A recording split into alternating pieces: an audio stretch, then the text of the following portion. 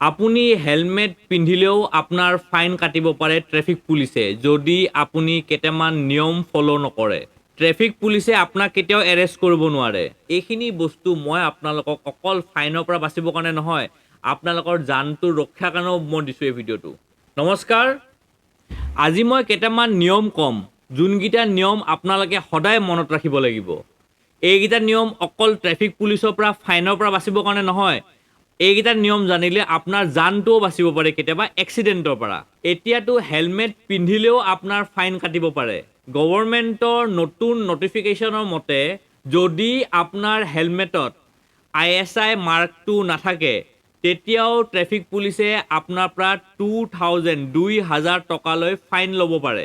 মই এই ভিডিঅ'টো সেই ফাইনটোৰ পৰা বাচিবৰ কাৰণে নহয়, আপোনাৰ জানটোও বাচিব পাৰে কেতিয়াবা এক্সিডেণ্টৰ পৰা, কাৰণ ISI মাৰ্কটো থকা মানে সেই হেলমেটটো মজবুত বুলি মানা হয়। আৰু 2 নম্বৰৰ কথা হ'ল, আপোনাৰ হেলমেটৰ যে এনেকৈ আপোনাৰ হুকটো থাকে, আমি তলত যে এটা হুক এটা মাৰোঁ, এটা ক্লিপ এটা থাকে, এটা লক এটা থাকে, সেই লকটো মাৰিব লাগে।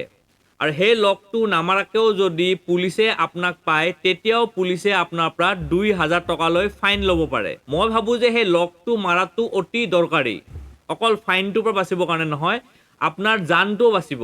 এই দুটা বস্তু আপোনালোকে প্লিজ মনত ৰাখিব। প্ৰথমটো ISI মাৰ্ক হেলমেটত, 2 নম্বৰটো হেলমেটৰ লকটো। বহুতে এইটো কথা গম নাপায়। মই নিবিচাৰোঁ যে কিছুমান নাজানা মানুহৰ যাতে ফাইনটো কাটে। মই আৰু কেইটামান এনেকুৱা কথা ক'ম যোনটো কথা আপোনালোকে সদায় মনত ৰাখিব লাগিব। প্ৰথমটো হ'ল, ট্ৰেফিক পুলিচে আপোনাক কেতিয়াও এৰেষ্ট কৰিব নোৱাৰে। 2 নম্বৰটো হ'ল, যদি আপুনি ক'ৰবাৰ পৰা আহি আছে আৰু আপুনি একো ক্ৰাইম কৰি অহা নাই, তেতিয়া ট্ৰেফিক পুলিচে আপোনাক নুসুধাকৈ আপোনাৰ বাইক বা গাড়ী চাবি কেতিয়াও তেওঁলোকে কাঢ়ি ল'ব নোৱাৰে।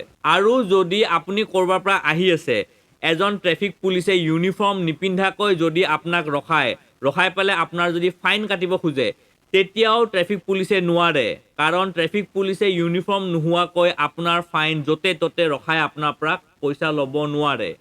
আৰু ধৰক আপোনাৰ ফাইনটো 100 টকাতকৈ বেছি হৈছে, তেতিয়াও কোনো কনষ্টেবলে আপোনাৰ সেই ফাইনটো কাটিব নোৱাৰে।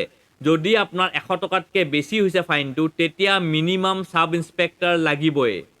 মই যে এই ভিডিঅ'টো বনাইছোঁ, য'ত মই আপোনালোকক বহুতখিনি কথা ক'লোঁ, য'ত আপোনালোকে ISI মাৰ্ক লাগে আপোনাৰ হেলমেটত, আপোনাৰ হেলমেটৰ লকটো লগাই ৰাখিব লাগে, বা ট্ৰেফিক পুলিচে আপোনালোকক কেতিয়াও এৰেষ্ট কৰিব নোৱাৰে, বা ট্ৰেফিক পুলিচে বাইক বা গাড়ী চাবি আপোনাক নুসুধাকৈ কাঢ়িব নোৱাৰে, এইখিনি বস্তু মই আপোনালোকক অকল ফাইনৰ পৰা বাচিবৰ কাৰণে নহয়, আপোনালোকৰ জানটোৰ ৰক্ষাৰ কাৰণেও মই দিছোঁ এই ভিডিঅ'টো।